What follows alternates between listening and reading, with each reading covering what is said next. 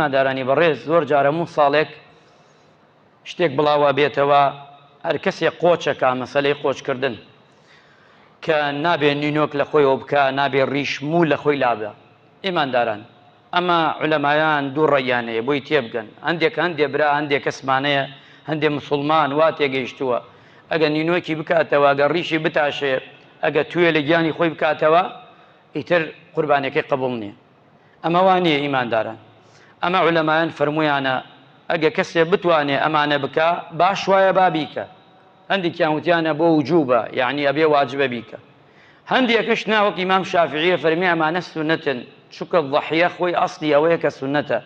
تۆ نابێ فەرعێک بکەیتە ئەسڵ بیکەیتە فەرعێ لە ناو ئەسڵێ کە ئەسڵەکە سونەتە، چۆن فەرعەکە ئەبێتە چی؟ ئەبێتە واجب.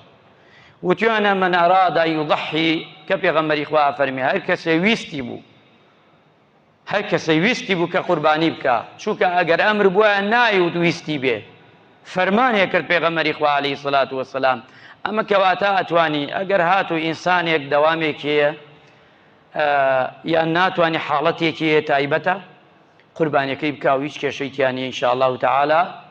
و ئەگەم وەکەشی لە خۆی کردو زۆر ئاسایە و طەبیعیە، بەڵام باش وایە چاک وایە کە نەیکاتەوە.